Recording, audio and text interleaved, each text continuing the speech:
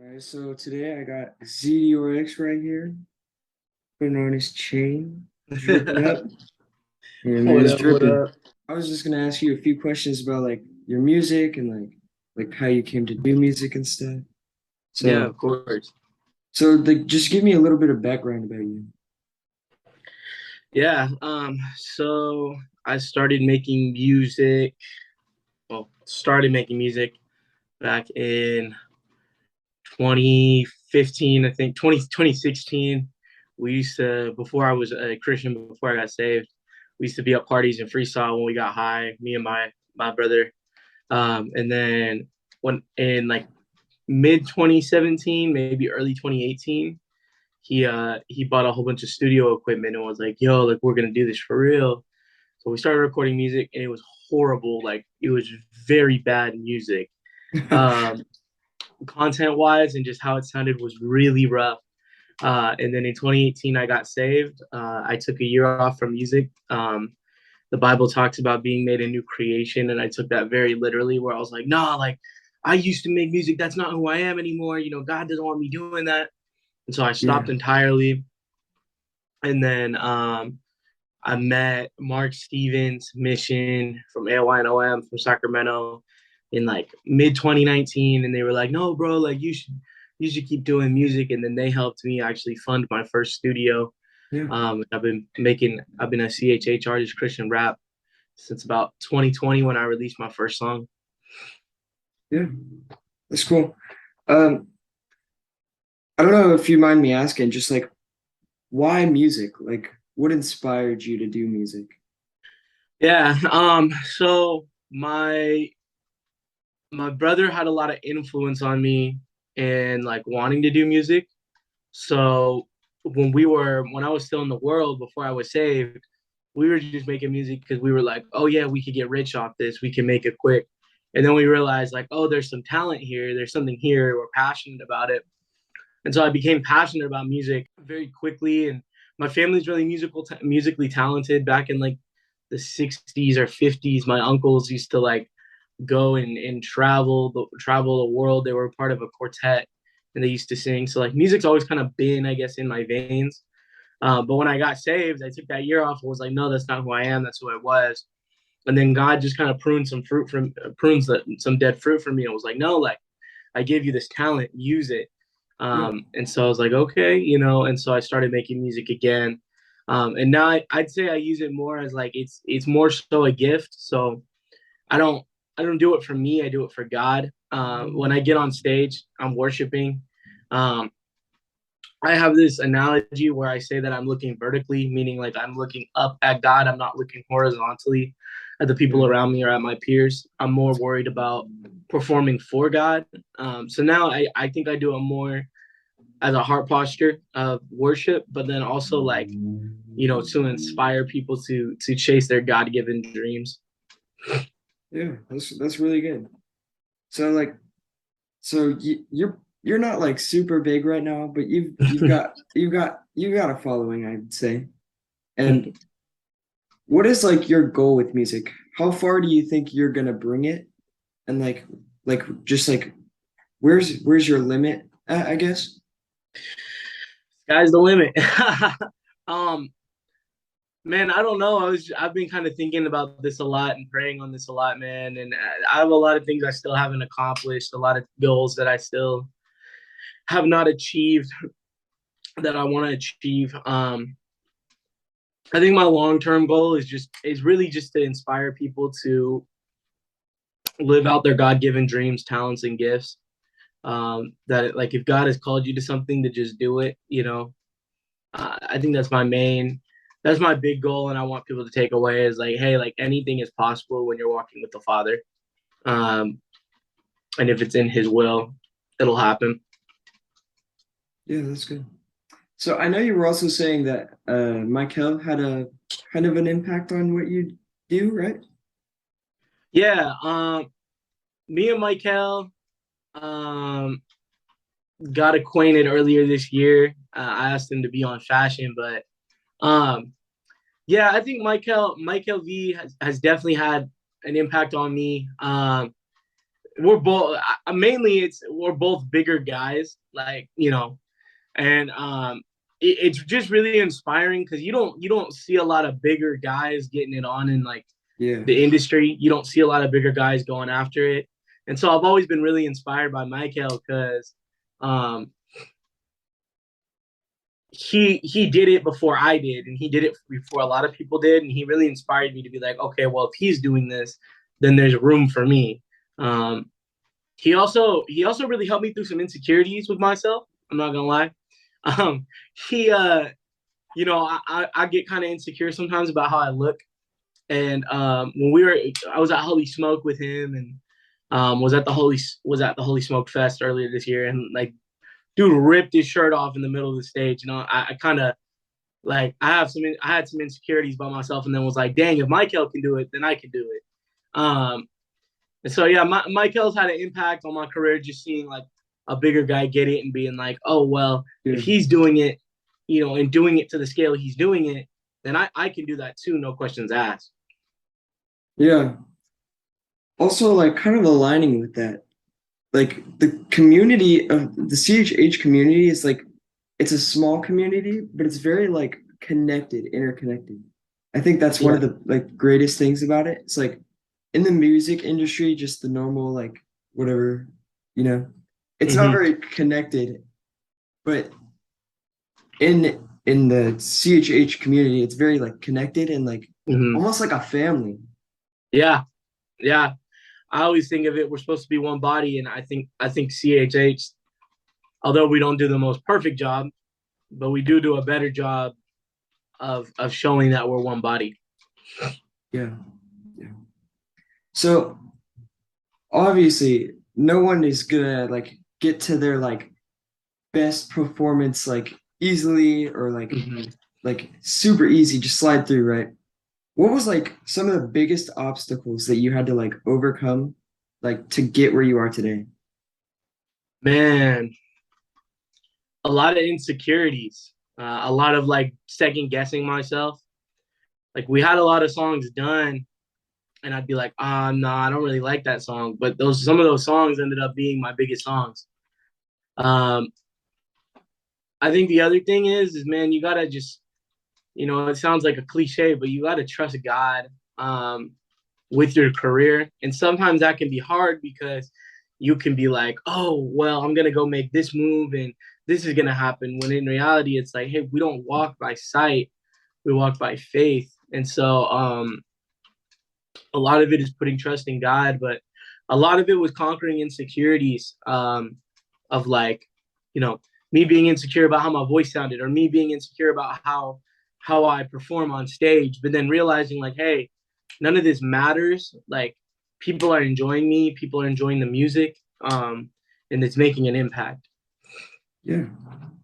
And I think in James chapter 1 or 2, it says you can never really say what's gonna happen tomorrow because no one really Mhm. knows. Only God knows. What's like your favorite thing to do? Just anything basically. And anything, Yeah, of course. man. I used to play a lot of video games, but now I don't because I sold my PlayStation. But I think my favorite thing to do is just be around community, be around people, kick it with the boys, with my friends, and also I think hanging out with students as well. I work for an organization called Youth for Christ. We get to hang around a lot of students, and just like getting to kick it with them, speak life into them, but probably just being around people, chopping it up. Yeah. Yeah, I think the CHH community got me where I am today. Uh, Mm. Actually, a year ago, we went to youth camp uh, down in Pilot Lake, Mm-hmm. and it's on this mountain. It's like a great camp, and basically, I was like, that's last year is when I actually met God for the first time, Yeah. where it was like actually shown to me His love and His like grace and everything, and like that just really changed my life. And then on the way home, we were like, it was like a 2 hour drive, and we were just listening to music and worship, and like the last 20 minutes we were just listening to Christian rap, and I was like, what is this song? And I was just like asking a bunch of questions. And that's when I think God really like spoke to me through the music. And Mhm. obviously, like I used to Miles Minnick, he played a big role in where I am today just because like I listen to his music and like I'm learning from it. It's like very Mhm. edifying in a way. And you're like, he's dissimilar to normal artists. You're talking about you're praising God and you're like giving him that light and you're just like teaching good teachings instead of all the stuff a normal artist would usually teach about Mhm. like alcohol and stuff, which I think that really played a big role in where I'm at. Mhm. Yeah. Man, praise God. What is your favorite songs and artists right now? Man, gee. I love Not Clyde. Not Clyde. Um, Not Clyde is different. Um, I love Not Clyde so much. Um, I really like his song Range right now with What Up RG. It just dropped last night, but it's fire. So I love Not Clyde. I'm fortunate enough to have done a song with Not Clyde. So um, might be another one on the way. We'll see. Um, who else? I'm a big fan of 350. I love his flows. I love his music. Emilio Sarabia, gotta plug the boys. Power Trip just dropped, and I genuinely love that record. Um, excuse me, not just because I'm friends with him, but I genuinely love that record. Trayvon, I think my boy Trayvon from Manteca, California, one of the most versatile artists I know. Like he's incredibly talented.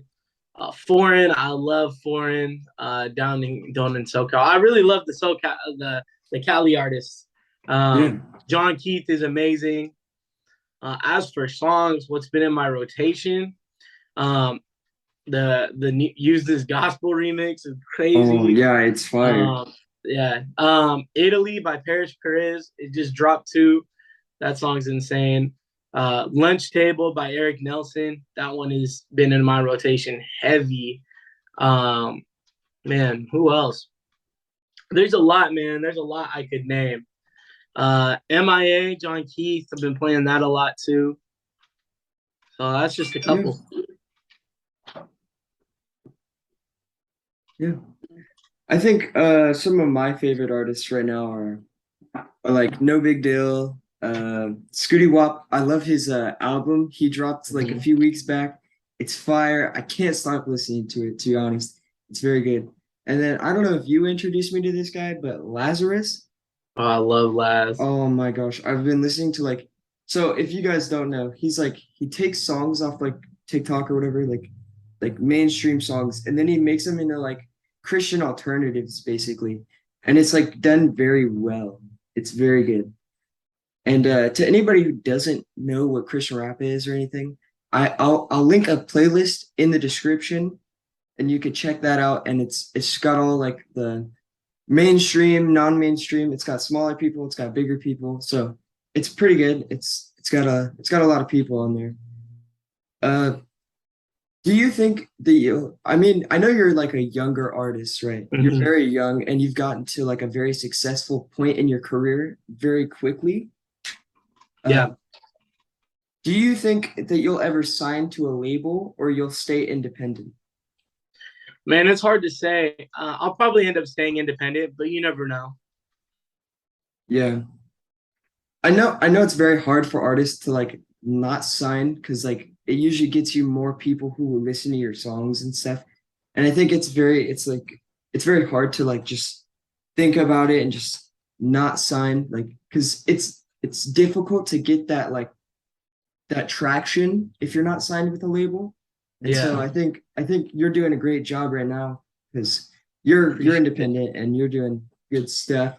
Got good Appreciate fire it. songs. Fashion, that's a good one. Mm-hmm. Uh, Kevin Davis, he's actually got a song I like right now. It's called "I Suck at Intros," Oh and my gosh, it's your dude, that song is boy. fire. It It's your inspires me every boy. day. Yeah, he's actually going to be on this episode of the podcast, guys. So listen to after this interview and we'll get to him. But yeah, Kevin's also another white, bigger guy. And I think it's also like, yeah, I know what you're saying. It's like, it's like hard to get that traction when you're like a person that's like usually not like associated with the community of music. So Mm-hmm. like, but I think you guys are doing great with your stuff. I think it's very good. Appreciate it, man. And I just had two more questions for you. So, Yeah. what makes the perfect sandwich? What ingredients for Mr. Oh Zdiorx? gosh, a perfect sandwich. Okay. Sourdough bread. Okay. Oh, And then a little bit of mustard. starting Okay. off with the bangers. Pickles. Pickles. And then a bed of lettuce. Mm, Salami. Yeah. Salami. You could spice it up and put turkey in it ooh, if you want. Some Swiss cheese or provolone or cheddar jack. I'm going to say cheddar ooh. jack. Cheddar jack cheese, pepperoncinis, a little bit of mayo, and another slice of sourdough bread. Yeah. And with the bread, do you like it toasted or just raw, right out of the package? It depends. Depends on how I'm feeling. Yeah. So, scenario time. The world's ending tomorrow. You have Okay. all the money in the world. Okay. Where are you going to eat and who are you bringing? Man, you said you said I have all the money in the world. You have I'd say probably a decent amount of money, Okay. a good amount. Um, man, we're going to Ruth's Chris Steakhouse. Mm, We'll bring I'm gonna bring all the boys, and I'm gonna bring some of the youth students yeah, that I work with, and we gonna feast. yeah, yeah. So, last question. I don't know how to phrase this. Do you like how do you look at like bringing people to to heaven, right? Like how do you bring people to kingdom? Do you prefer doing that through music or like one-on-one conversations or like a group kind of thing? Man, it really depends. I think the Lord can work however God wants to work, so it really depends. Um, I love one-on-one conversations, but I also know that music can make an impact. Um, Yeah. I'd say there's no like specific way I prefer to bring people to kingdom. It's just like, I'm gonna use the gifts that God's given me. Yeah. All right, well, man. Well, thanks for coming on. I'll put your stuff in the description. Please. So go check him out. Thank you, man, for coming on. Of course. Guys, I got CJ Emulous here for this next episode of the podcast. And say what's up, CJ. What's up? What's up, CJ? Yeah, so we have the same name. That's pretty cool. I just had a few questions for you, just as like a little interview. Yeah. So, just tell the people a little bit of background, like how you came to do like Christian rap and stuff. Yeah, so how I started to do Christian rap, you want the short version, the long version, the medium version? Let's do the medium version. All right, give me like a time limit. Like we 5, didn't 6, talk about how long. like 5, 6 6 minutes. All right, 5 6 minutes. Okay, that's kind of like the long version Oh, for me. Now you're good. So basically, I got to start Christian rap with starting how I rapped. How I started to rap. So I started rapping. I was in high school. I think I was a senior in high school, and I was taking like an AP English class, rhetoric class, or something like that. And it was a lot of like poetic writing, and I was getting really like super into it, and it was fun. I was having a lot of fun with it. And my teacher, his name was Mr. San Juan. He asked me one day. He was like, "Do you rap?" And I was like, "No." And then he was like, "You should." And I'm like, that's weird for a teacher to tell me like to rap. Yeah. But my best friend, his name was Samuel Franklin, in the same grade, same school. He was actually like a really, really dope rapper, like probably to this day, one of the best freestylers. I'm like, man, this dude was so good. Like even as a senior in high school, it's crazy. I've used some of his, I recycled some of his lines from high school in some of my raps. Like, but yeah, so I told him to teach me how to rap. I was like, I really want to learn how to rap. Mr. San Juan told me I should learn how to rap. So he told me to go into the shower. Like, he's like, do this every single night. When you're in the shower, like, like try to rap super fast. And I'm like, what? Like, I like, that's how you're gonna teach me? He's like, no, like rap. And he kind of gave me like a speed and everything. And he was like, do this every single night. And so like after like a week, like I was like, first I just felt like stupid, you know. I felt like, what the heck? What is this? You know? But after like a week, like me like going that at that speed, I was able to like finally get it. I wasn't saying nothing like really crazy or cool or nothing like that, but I was able to kind of like make sense at that speed. And then like a month later, he just kind of surprised me one day. We were in the car and he was like, "You been rapping?" And I'm like, "Yeah." And then he said, "All right." And he put on a beat that was a lot slower. And remember, I was like used to rapping fast. So like what it did is like he tricked my mind into like processing and thinking super fast, slowed the tempo down, and then like put a beat on and was like, all right, freestyle. I'm like, I haven't done this yet. Like you've been rapping in the shower. So he put on a beat and it was like super slow and it was easy. It was super easy for me to think, you know? And so that's how I started rapping in general. Started doing secular music, everything, got saved. And I completely like was done with music. And then I got, you know, I started serving at my church after, you know, I got saved and everything. And they're like, don't you rap? Won't you do something for the youth? And I'm like, I didn't even know this is okay. I didn't hear about Christian rap or nothing like that. And I'm like, all right, like if you guys want me to. And so yeah, that's pretty much how I started doing something for the church I was serving, specifically for the youth group. And then it like kind of took off from there. Like I did like 3 songs one day. Like my first time going to the studio, I recorded, like wrote and recorded 3 songs, and then they had me perform at an event. And then like literally from that event, like I got booked at another event and another event and another event, you know. So yeah, that's how I kind of got into Christian rap. Mm-hmm. Yeah. So that's pretty cool. See, Zach actually said a similar thing. He was like, started doing rap and then he quit because he just like, after he got saved, he thought like, he just basically thought the same thing. He was just saying that exact thing basically. Yeah. So like, is there like anything in particular that like inspired you to do Christian rap, or was it just like the youth group? The gospel, honestly, man. Like when I seen like when I first got saved, I was just on fire about sharing my story and sharing the gospel and seeing people. Sorry, I got hiccups. Seeing people's lives get changed, man. Like my life was changed. I got, you know my story. I met the Lord in prison and everything. And so yeah, I started serving, and you know, I was just serving in the youth ministry and everything.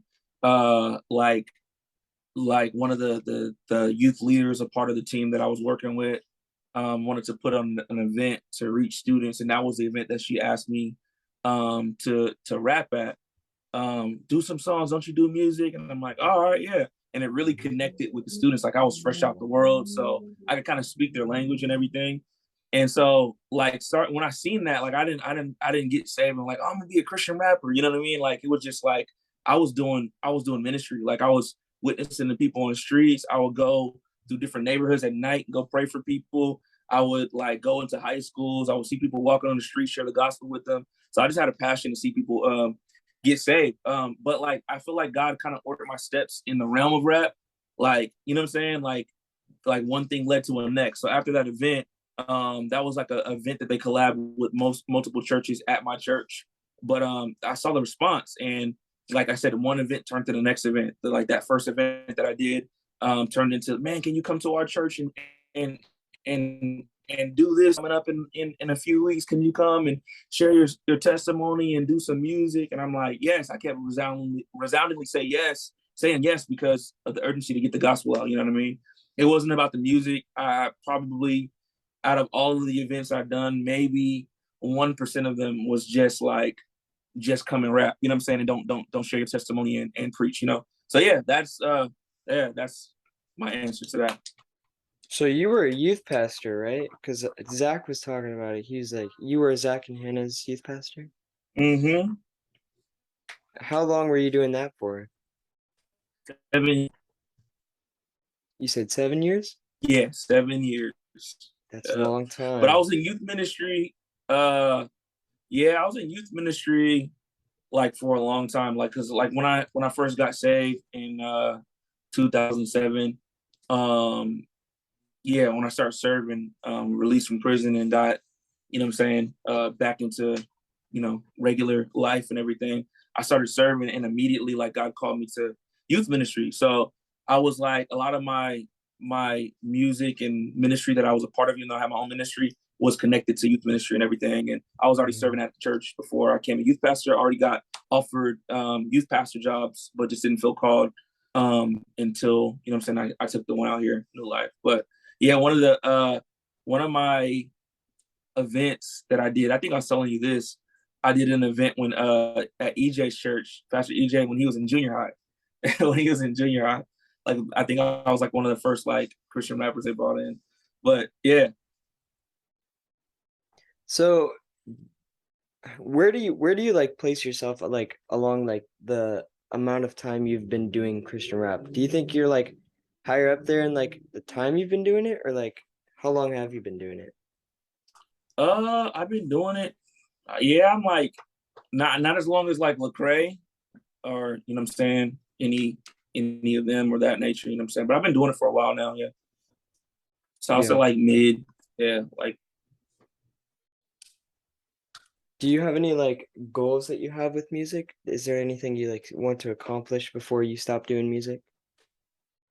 yeah, man, I only do music. Like I could care less about this is me personally, and this is like a battle that I have like with our team and everything because I'm so like kingdom minded and wired. Like I could care less about the streams and stuff like that. Like, I don't focus on that, and then my team is like, well, you gotta focus on that because you know what I'm saying. Your Like you're team in as the in industry, like but I'm the Glow Collective? like, my team, management team, label Oh, team, and some of our Glow Collective people, Miles, Minnick, and everything. We have these conversations, you know. But I guess because like I'm not saying that either perception is right. I think both of those things are beneficial. Like you know what I'm saying. Like obviously, if you're called to Christian rap music, you want the streams to go up because you want to reach as many people as possible. But yeah. I guess a lot of the time that the things that I value are like the live performances more. You see me doing a lot of that, like because I'm able to like actually interact with the people and see the fruit firsthand. Like I'm able to share my testimony and give the gospel, give an altar call, give an invitation for them to receive Jesus. You know what I'm saying? So I guess that's why like I put a lot of focus on that because for me like that's more impactful impactful like I guess direction where I can see the impact of the ministry that I'm doing. That's what I meant to say. Yeah. Yeah. Firsthand versus like I guess subconsciously like the stream part is like, well, I hope they got the message, right? I hope the seed was like you're just it's more so like hoping like, man, I hope the seeds were planted. I hope, you know what I'm saying, to get what I'm trying to portray through the music and everything. Yeah. Yeah. So What yeah, it so my goal is just to do oh, more live events, man, see souls saved, man. You know what I'm saying? That's yeah. what did your life look like coming up? Like what did you come from like a super like healthy household, or like Super what?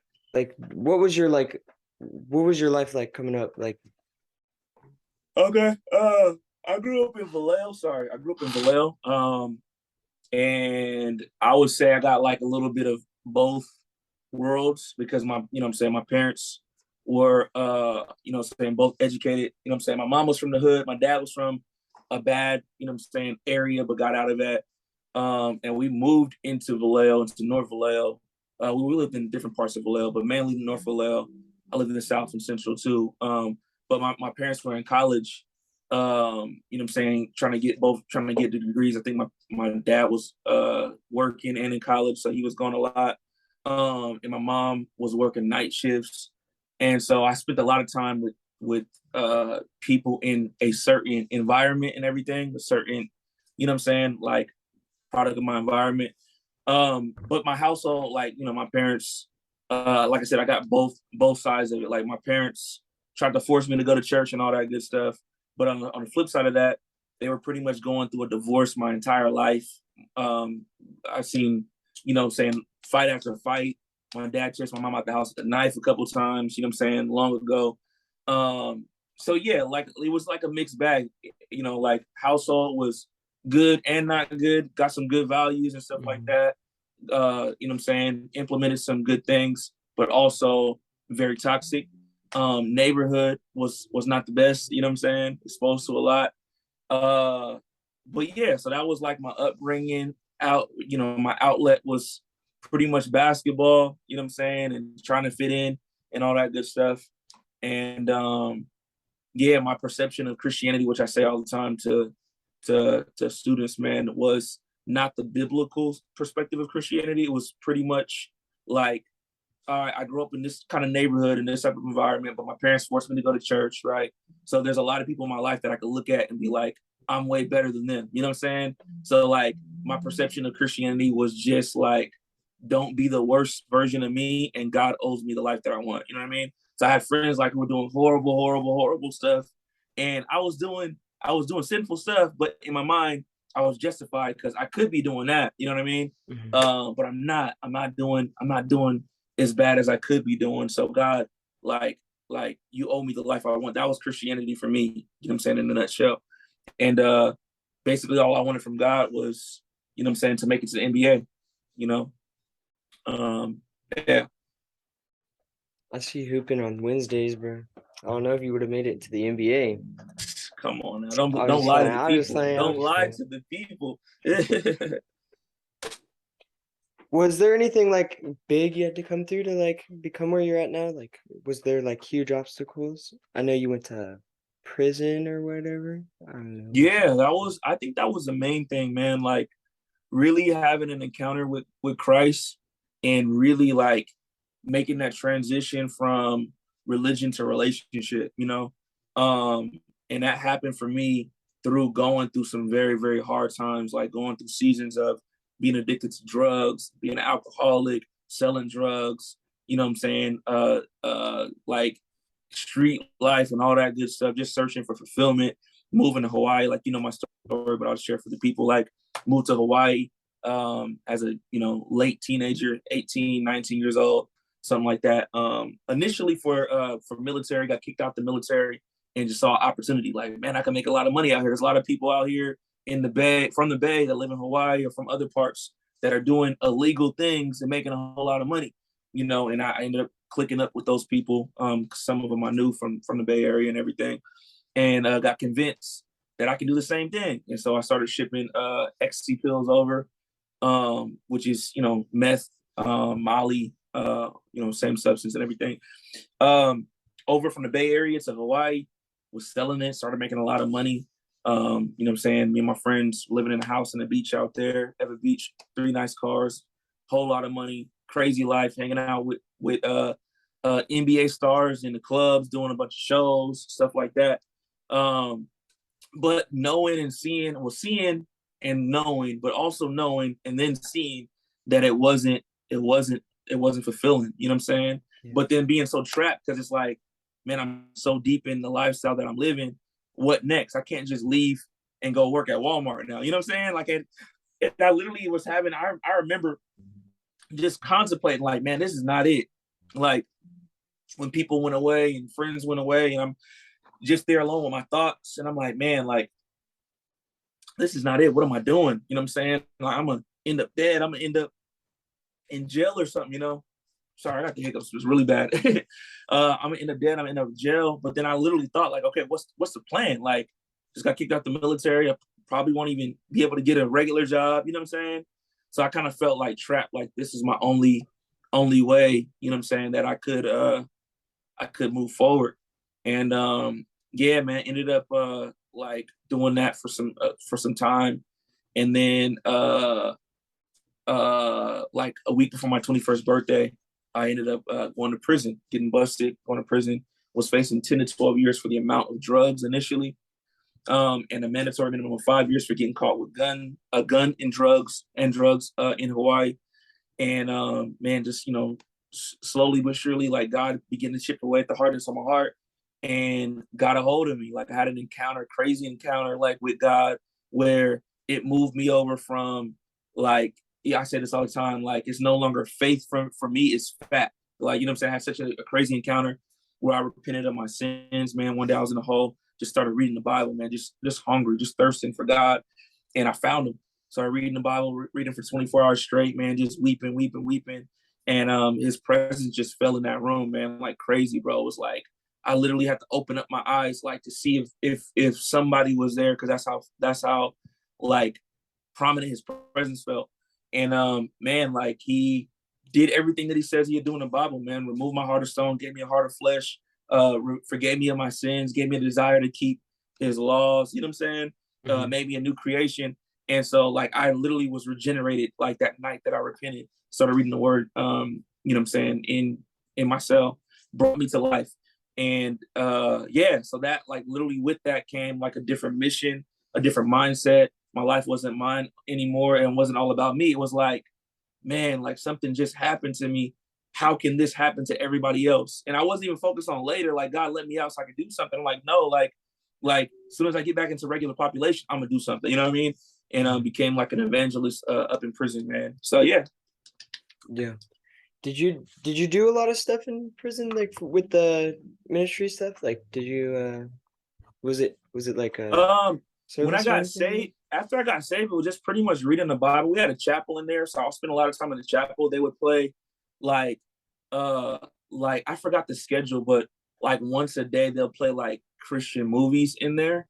So I would like, and it was like I loved it because it helped me like bring to life the Bible. It was those old school movies where they'll have like the scripture pop up and all the actors would be doing just playing it out like scripture by scripture. So I read the Bible front to back like 3 times. I did this like certification program with the Daily Bread. So I got certified in there. I think I got licensed in there too. And yeah, was going to the chapel and stuff like that. Doing anytime they had like guests come in and do like a Bible study, I think it was like Tuesday nights or Thursday nights, I'll be there. But that was pretty much it, man. Just soaking up the word and yeah. And I grew like so much when I got out of prison. People were like, man, where'd you go to Bible college? You know, so but yeah. Yeah, dude, I think I hear my sister. I don't know if that's gonna pick up on the video, but she's in I there crying. can't.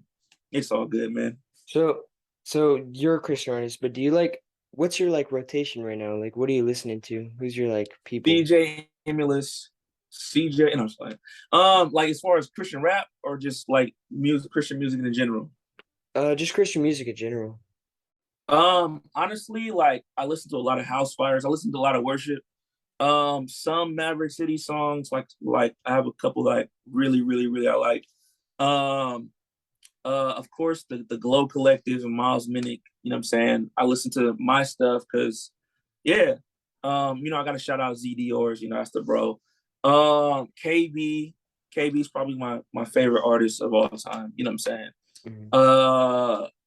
Let's see who else is on rotation. New album just came out, so I'm skimming through them right now. I'm listening, like just checking it out. Like What Up RG's album came out, Social Club's album just came out, so I'm listening for listening purposes right now. I like Scooty Wop though too. Scooty Wop's dope. But Dude, yeah, like I listen to a lot of my songs so I can, you know, make changes and stuff like that. mhm. Yeah, but those are I probably more so listen to worship though. Yeah, a lot of times because like I get rapped out since I rap so much. You know what I'm saying? Sometimes it's just like overkill, you know. Mhm. But when I am listening to music, I'm a true Bay Area fanatic, fan of Bay Area music. So Mhm. I love the hyphy stuff. You know what I'm saying? I love the hype stuff. So Is there like any Christian rappers or artists that you got inspired by to start doing stuff? yes, inadvertently. So I did the first Christian rap song that I heard, but I didn't even know who it was until I met him. And I didn't even know like it was like a career. I just heard like I thought it was like, oh, it's a poem, you know what I'm saying, on a song. It was like they did this like blend on, so in when I was in prison, you know, like once you like got a certain amount of money, you're able to like buy certain things if you weren't like getting in trouble. And I was able to buy this little like radio, like plastic radio. You can, you know what I'm saying, like walk around with it, listen to it.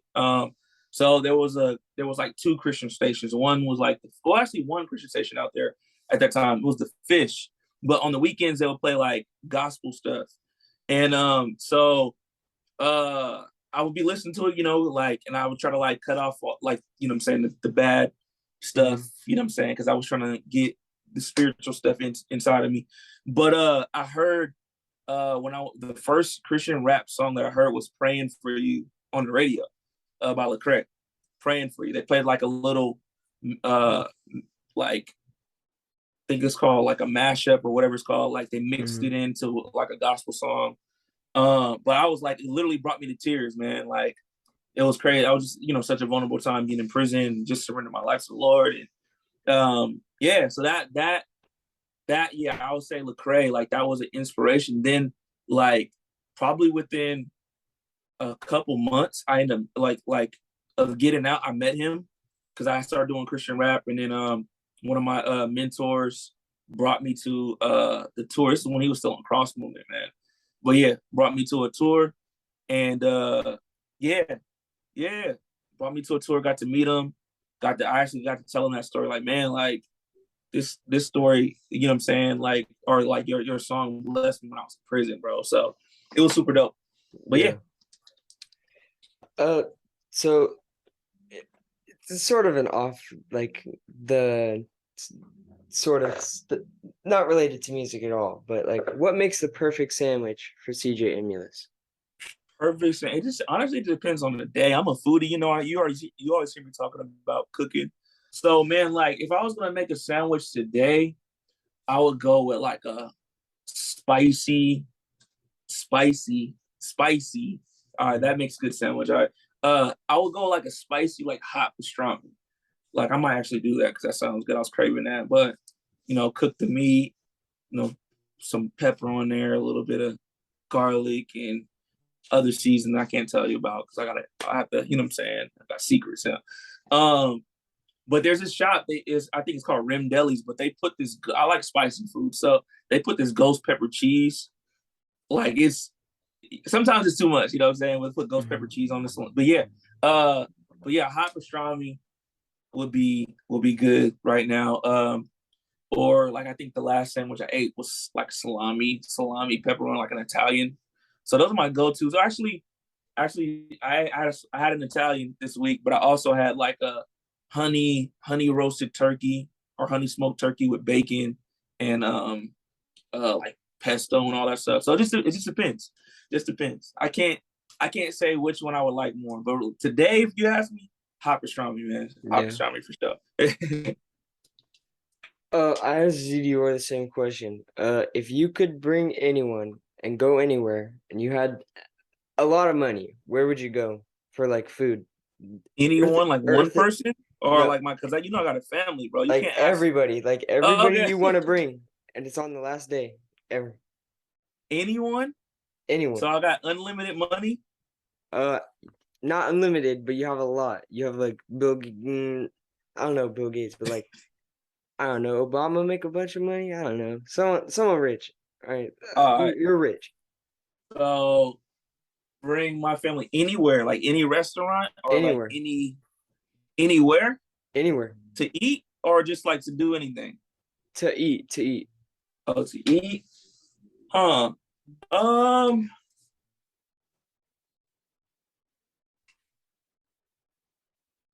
That's a good question. I definitely would take my family, and I would take them somewhere like exotic that we haven't been. You know what I'm saying? Like overseas somewhere, like try something different. Like we're very adventurous. You know what I'm saying? I've eaten a lot of different foods and exposed my kids to a lot of different things. Like they eating paella already. You know what I'm saying? A lot of high schoolers and adults haven't even eaten paella. Have you ate paella before? I don't know what that is. No. Okay, yeah. So they eat because since I travel a lot, like I try stuff and I'm like, oh, this is good. You guys got to try it, So yeah, I don't know specifically where. I would have to like research. I don't know, maybe like an African dish that might be good or not. Maybe like Indian play. I don't know. Like we like everything. I like Indian food. I like Chinese food. I like Japanese food. I like Jamaican food. Or maybe like, oh, you know what? That might be good. Like going to like Caribbean. I had got Zach into some Jamaican food when we went to San Diego. He's like, bro, this is the best ever. So they love when I cook jerk chicken though. So I might say, because I saw the documentary of them making like authentic like jerk food in the Caribbeans, but they don't use like they were using pork, you know. So maybe like somewhere like that, like in the Caribbeans. I was actually in the Caribbeans this year, but we didn't go to Jamaica. So, but All right. A kind of a juicy question. Do you have any projects coming out? yes. I'm working on. I'm waiting for a music video right now that they said it would be done tomorrow. It's a song with Emmanuel the Prophet. I've been waiting. I would have released it already. I would have been released it, but my video guy, I'm not trying to embarrass him or nothing. You know, I wouldn't do that. But his name is Drew.move. I've been waiting for like since before Glowchella. We shot the music video. What? Since before Glowchella. And he was supposed to get it to me ASAP. And he just put me on the back burner, man. I love Drew, but he's putting me on the back burner. He's actually going to be shooting a video for Zdiorx tonight. I'm like, bro, how you going to shoot a music video? You haven't even got me my music video yet, you know?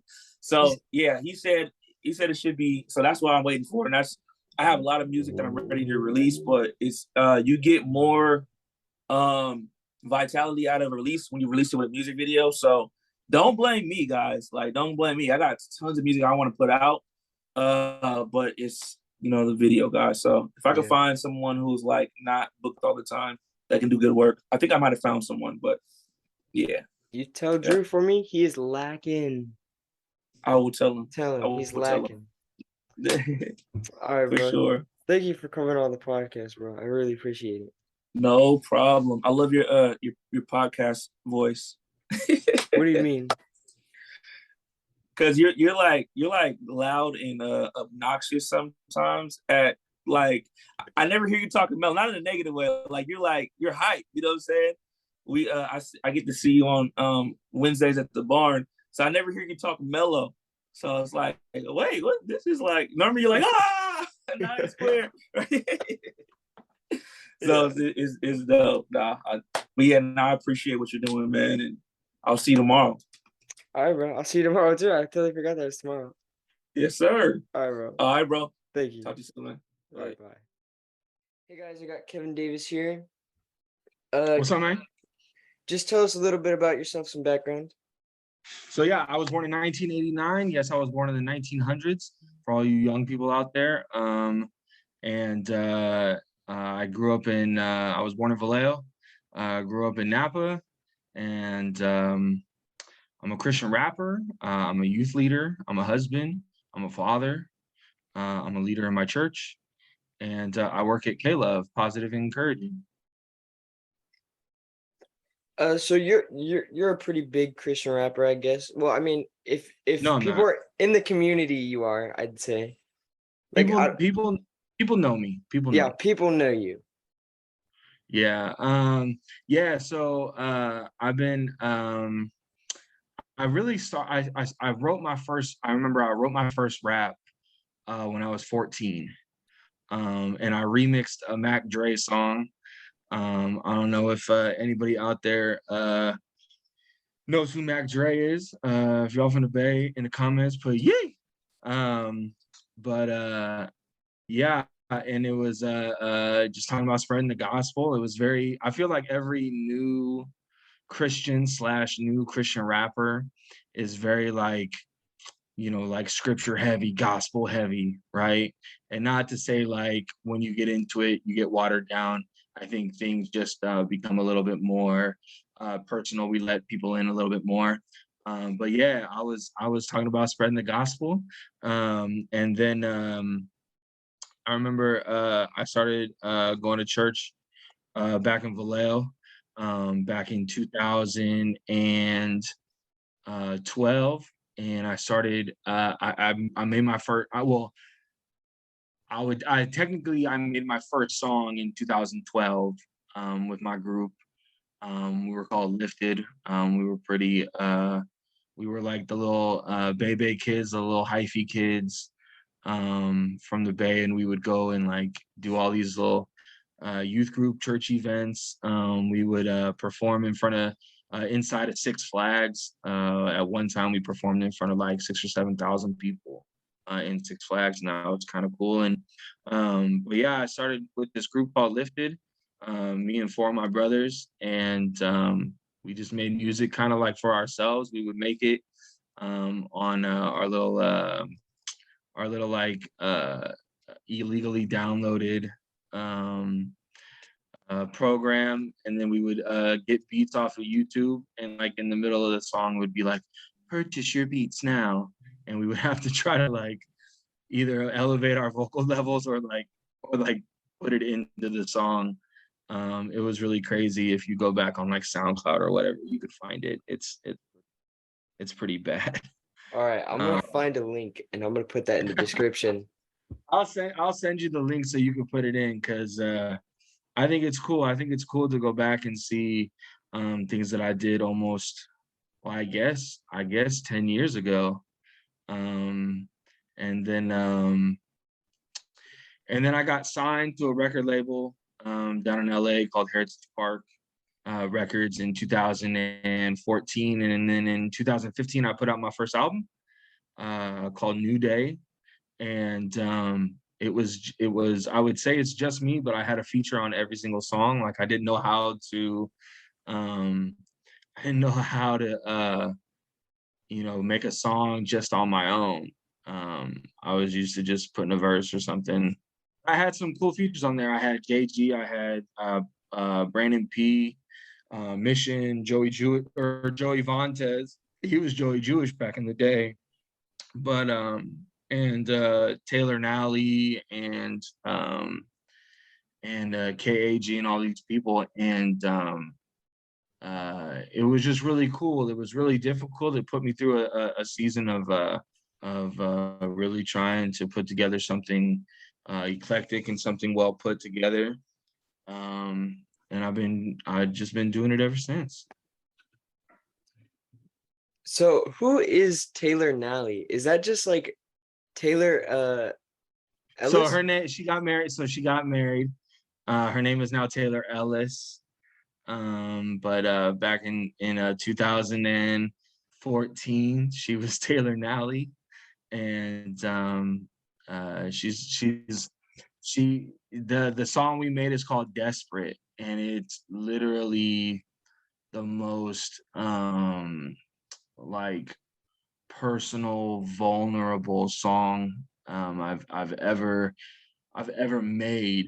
It really just talks about my life. It talks about the sexual abuse that I went through. It talks about being addicted, to sexual things, to porn, to dropping the ball when I had my daughter, back in high school, when I was in high school, and just really just kind of opened myself up, and she had this amazing chorus, and she sang on it, and it's a dope song. It's hard to listen to most of the time because it's just so personal. But yeah, Taylor Ellis, aka Taylor Nally, I was on there. CJ knows her. She's pretty dope. If you guys have ever heard her sing at Church of the Harvest, she's gangster. She's so freaking good. Yeah. So like, why were you inspired to make Christian rap? I've always been into music. And I started going to church when I was 12. And I was just, back in the early 2000s, it was like, the emo music, the pop punk, hip hop was really crazy. Like, there was so much music to pull from, and I always had like this gift of rhyming. I would do it as like a joke or just something to like, be fun and do that, do stuff like that. I was actually in a screamo band. I was a drummer for a screamo band, and I was in a couple of worship bands. So like rock was really my genre, and I would just rap for fun. And then it would almost be like a, hey, you should just go and rap, and it'll be funny. And I would make funny raps or whatever. Um, but then like God really put it on my heart when I started going to Vallejo, church in Vallejo. Um, to really just use this as a ministry. There was people out there who was really listening to it and was really I was getting a lot of feedback of it really touching people and making a difference, and I really started to take it seriously. Plus I was in the group with my friends, and we were just doing it all the time.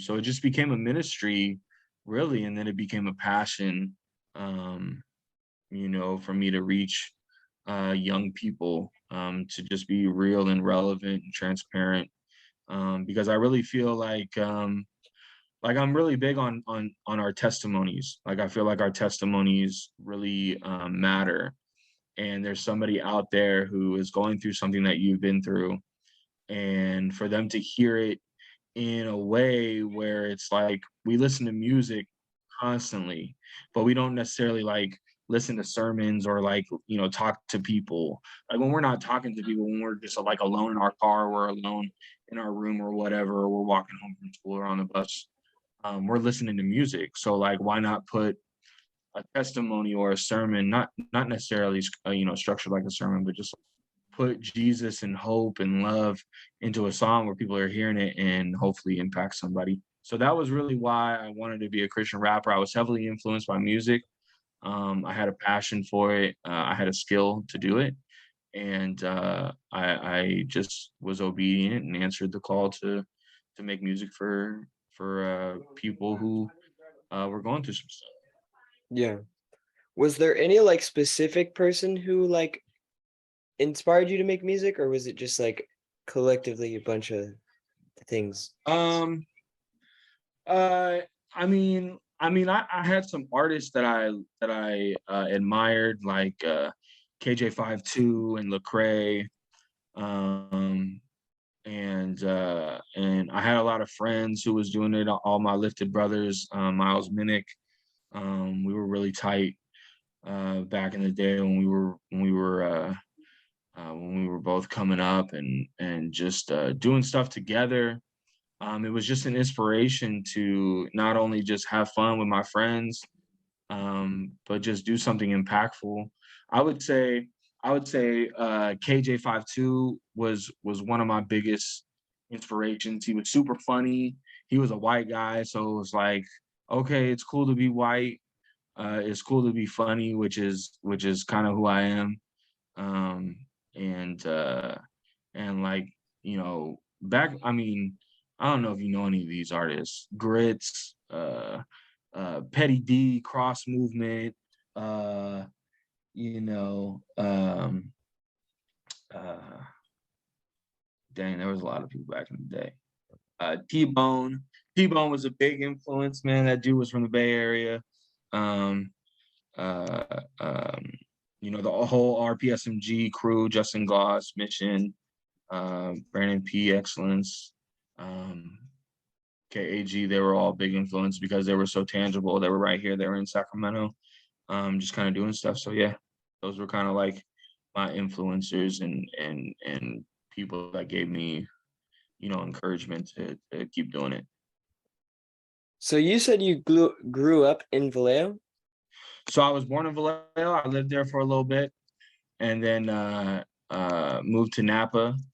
And so I essentially grew up in Napa. I was there through high school, and then moved to Fairfield. Lived in Fairfield for a while, but I was going to church for about 12 years in Vallejo.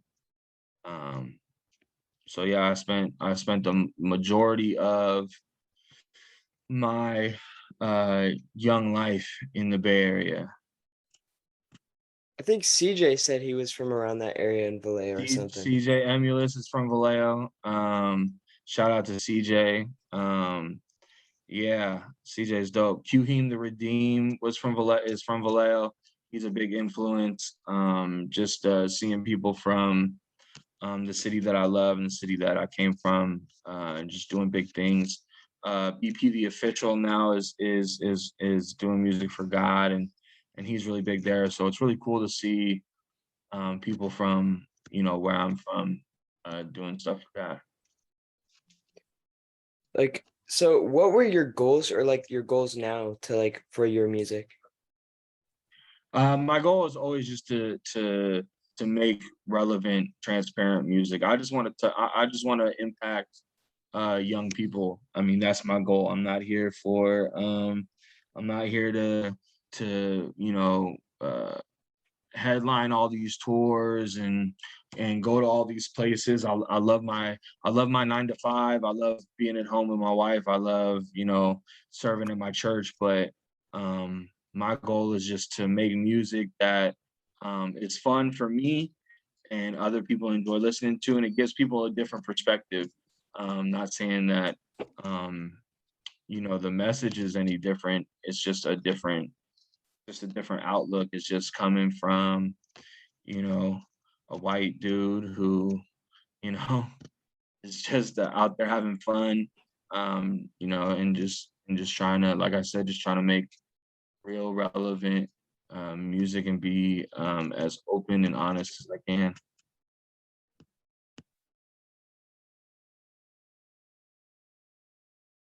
Oh, That's sorry. it.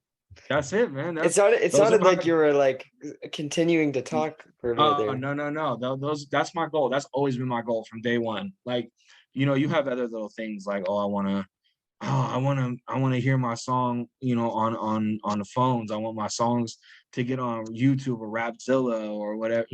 I want to go on tour. I want to do this. I want to open for this person, and I've done that. I've been blessed to be able to do that. But my goal is always just to impact young people. That's why I was a youth pastor for 4 years, and when me and my wife we switched churches, we came to a church that is established with a youth pastor. So we're just coming alongside. We're a part of a great youth leaders collective, and we're just trying to impact our city. So like that's my ministry. My ministry is connecting with young people, and I do it through youth group stuff. I do it through games, Fear Factor. I do it through preaching. I do it through mentorship. I do it through discipleship, and I do it through music. That's one of my big tools. That's one of my big gifts and callings. So yeah, but that's my goal, is just to be transparent and connect with people. So for anyone who doesn't know that's listening, explain Fear Factor, because that's like a super interesting thing. All right, so Fear Factor is all things inclusive of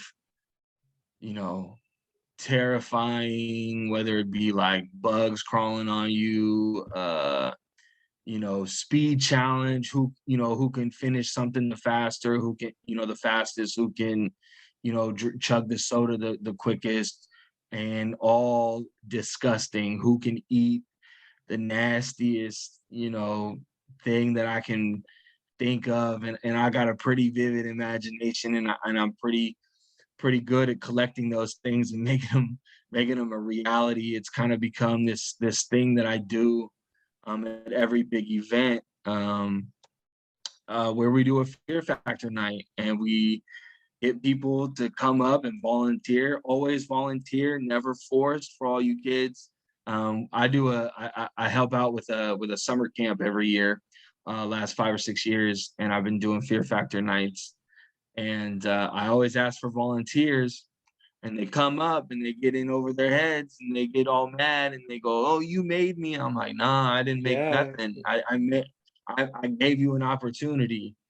And there's been times where it's been really over the top.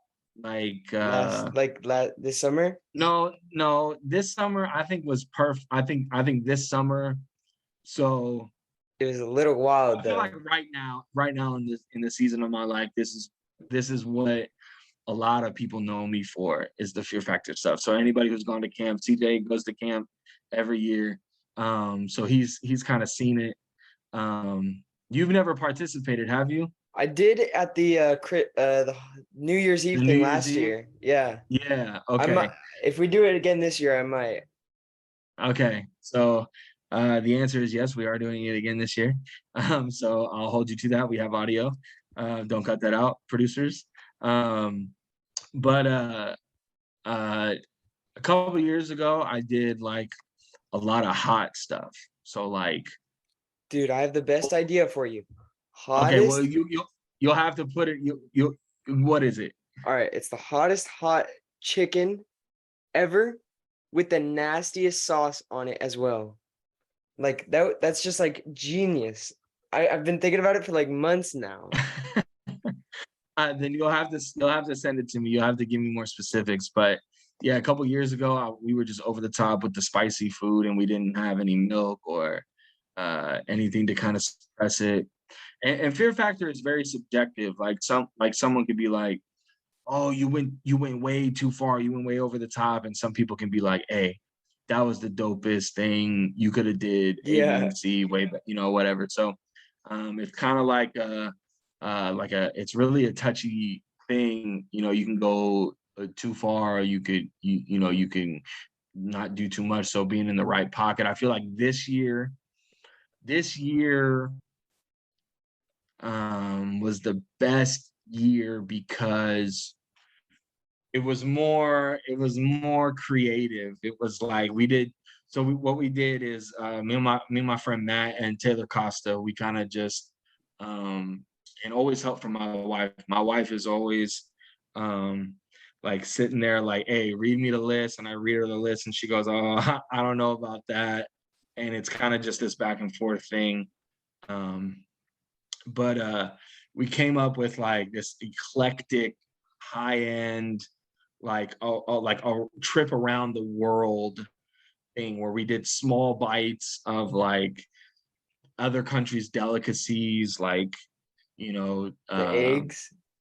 the balut eggs, which is the egg with the chicken inside of it, like beak, feathers, like the whole thing. And I came upon it like oddly enough. I've done the balut egg before, and I just hard-boiled the egg, and I gave them the egg, and they had to eat the whole egg. And I don't think anybody ever finished the whole egg. So I hard-boiled them. I was gonna do it again, and I underdid one of the eggs. And when I went to break it open to get it out, it just fell apart. But the little chicken that was inside fell out into my hand. So I was like, Whoa. okay, we'll just give them the chicken, which is a small bite, No. right? And we made like this like super palatable, like demi glaze. Like it was real like eclectic. Like, if you went to a restaurant, if you went to the French Laundry, or if you went to like a restaurant in Thailand, you're getting this and you're Yeah. paying, $300 for this 8-course meal. And that's essentially what we gave them. And we just it was real well put together. And the kids, they, if you throw up, you're out. But This year is crazy because this year, I don't I know if was we want to like, go into hey, detail though. I'm gonna go into detail unless this is your podcast. You Go want me to ahead then. into Go ahead. detail? All Go right. So ahead. this year, It's a warning like, for everybody listening. Warning, it's about to yeah. get skipped like a few minutes. So every year there's always people that throw up, right? They can't eat it. They're like, no, I'm out. Or they throw up and they're out. And I'm like, it just knocks people out so quickly. So I was like, hey, if you guys want to stay in, if you throw up and you want to stay in, Oh that no. becomes part of your meal. That becomes part of your plate. So you just got to eat the throw up. and this kid, his name was Justin, right? I thought it was Clay. No, Clay was the guy who won, but Justin. Oh my gosh, he should have won. Everybody thought he should have won. So He should have won. So he threw up in his hands, and I was like, "Yo, you want to stay in?" Like, because he was mad that he threw up. He's like, "I can do it." I'm like, "Eat it," and he just started eating He He started did. eating his throw up, and he did it 3 times. And technically he lost on a technicality. There was a plate that he said he couldn't eat, and our nurse and the staff said that he was allergic to something that was in there. They said he was allergic to hot dogs. And I'm That's like, why I he never heard anybody. lost? Listen, I never heard anybody who said I'm allergic to hot dogs. Like that doesn't make sense to me. But the He might have been final, Muslim, can't eat pig. no, no. But the final plate, he didn't finish it in time. So the guy Clay who won finished it before him. So it was like on heart and guts alone. Ooh, we should incorporate hearts and guts of some type of Oh animal next year. man. Thank you for that. Fish But hearts like, aren't bad. no, so with heart and guts, he should have won, He did. He but did win to me and to but everybody else. but Clay won. That man, He didn't he even only throw up. gagged like one time, and I was like, let's go. And he did it, and so he won. He won a couple $100, and he won the opportunity to be in a Miles Minnick music video. And so we always throw a cool thing, like the year before, like last year we gave away a free hip hop concert at their youth group, and this girl won, Stacy. She's a beast. She's a camp legend. She didn't barf. She didn't gag not one time. She ate like 3 big old hissing cockroaches. She ate tons of habaneros. She ate the balut egg, It wasn't 100-year-old. honestly, it wasn't that bad that year though. It was just a bunch No, of but bugs.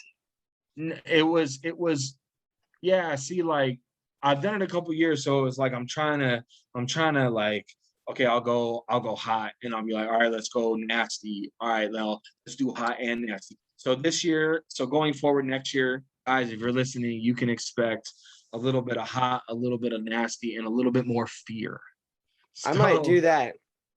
so I'm bringing the fear next year. Oh, I'm bringing the fear next year. And the stakes will be higher. The prize will be higher. Everything elevates. If you're out there listening and you go to camp with us every summer, just if you see a bug, eat it. You need to do some weight training. You need to get your weight up. You need to start eating a bunch of stuff. Go to the Asian market, just get something random and eat it.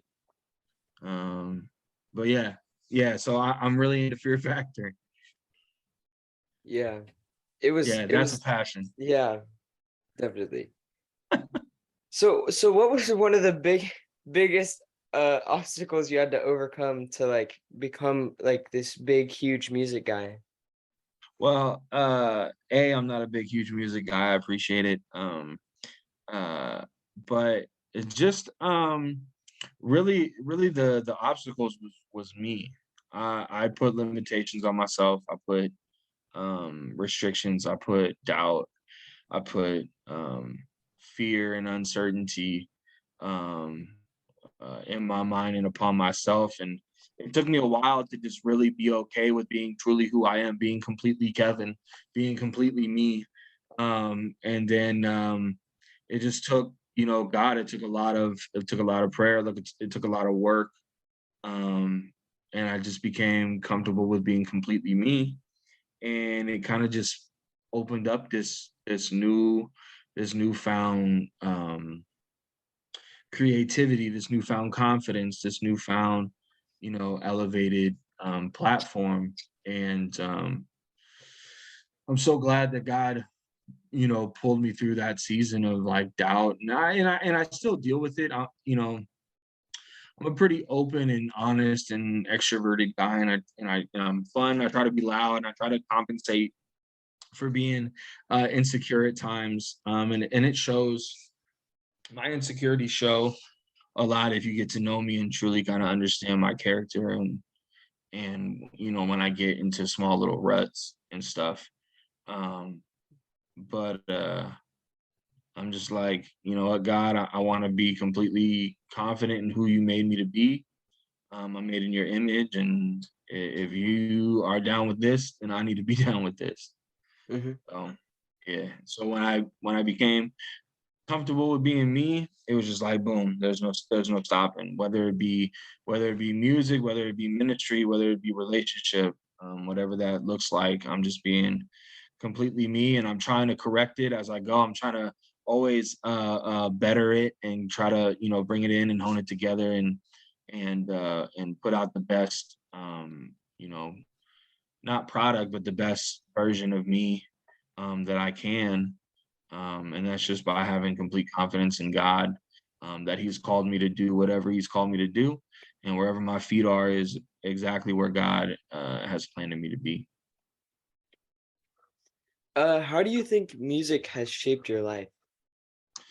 I'm a huge music person. Like I'm not saying that I get influenced by music, but I definitely like music. Like music can take my emotions and elevate it. I don't think that music will ever. I don't think music ever takes me down. Like if I listen to like because I listen to secular music too, so it's like that type of music doesn't put me in does never puts me in like a down, you know, vibe or like a weird vibe or whatever. But you know, music has shaped my life where I'm like, hey, when I wake up and I go to work every morning, I'm listening to Christian music. When I, you know, feel like I'm going crazy in my marriage or in, with my walk with God, I put on Christian music. And sometimes it's worship music, sometimes it's rap, it's rock, whatever that looks like.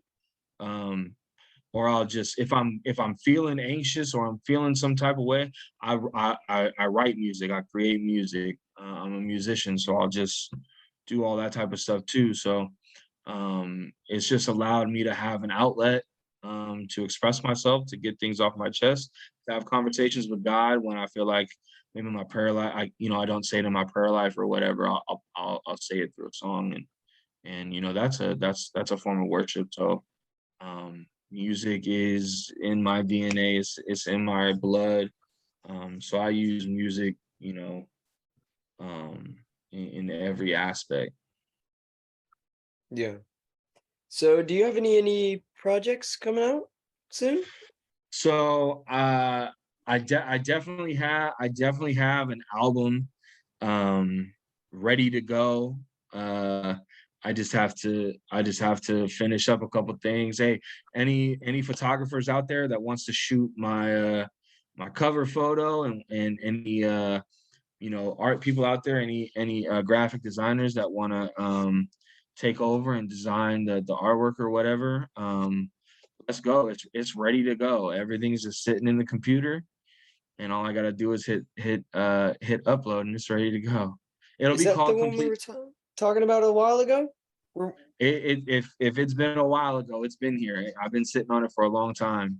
I've been doing some other stuff, but I kind of thought that music maybe was like taking a back seat, and I've done a couple shows this year that kind of been like, man, I really miss doing it. I think it's definitely a ministry of mine. It's definitely a hobby, a passion. So I'm definitely going to release it. I just got to get it going. Got to work with some right people that are, trying to come alongside and just put it together. It's ready to go, man. Yeah. It's So, called Completely Kevin. It'll come out soon. completely Kevin. Completely Kevin. What's the songs in your rotation right now? Whew. Hold on. I'm gonna pull it up right now. Because I was listening to a song today by No Big Deal, the Yeah. Suicide Nets one, dude, that hit me, bro. Like when you Hey, really so get and listen to the song, bro, the lyrics, it's yeah. wild. Hey, so I'm really listening. I started following this guy on TikTok. He's like my age. He's putting out like old school, early 2000s like youth group music. So like I'm listening to a lot of old like emo, pop punk. So like Showbread, Emery. I'm listening to Thousand Foot Crutch. I'm listening to Cutlass. But yeah, I like Pybrazzle. I like River Valley Ages. I listen to a lot of worship music. Let's see, where I got the new What Up RG project. That's cool. I love the artwork on that. What else looking at? Oh, Uninvited is crazy. He is so good. He's like a mix between like Chris Brown and Blast, and he's dope.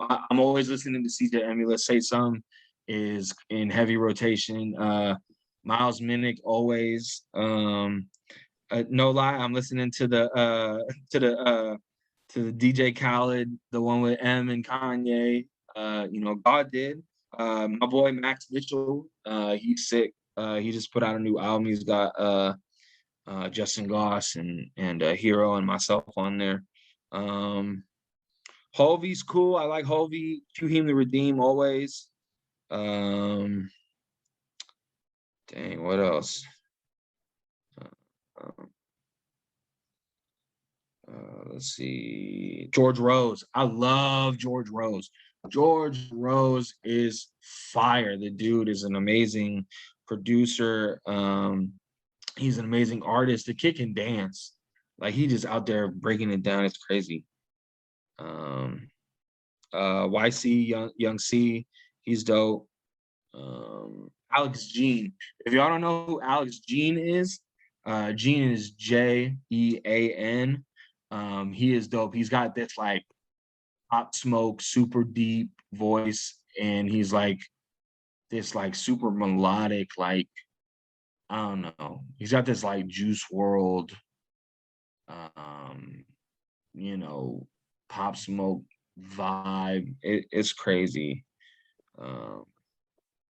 So yeah, a lot of my stuff is just all over the place. Like I said, Portia Love, Christian Lane. I'm listening to a lot of Christian Lane. He's a cool kid from where's he from? From Vacaville. He just put out a new album. It's called For Freedom, and it's really dope. He's just like ashamedly him. He's like he got rock stuff, he's got pop stuff, he's singing on there. It's really cool. Yeah. So I think one of the stuff I'm listening to right now, dude, the new Few album, fire, dude. I haven't listened to it. I'm really not on it like that. Especially when I'm in like making music. I don't listen to a lot of it. But yeah, 1K Few is dope. I'm ready for the new Lecrae. The Church Close 4 next month. I have it in my phone calendar. I'm ready for it. Dude, it's gonna be fire. Well, thank you for coming on. I don't want to waste any more of your time, but Not at all. You're not wasting no time, man. Thank you for joining us. Yeah, man.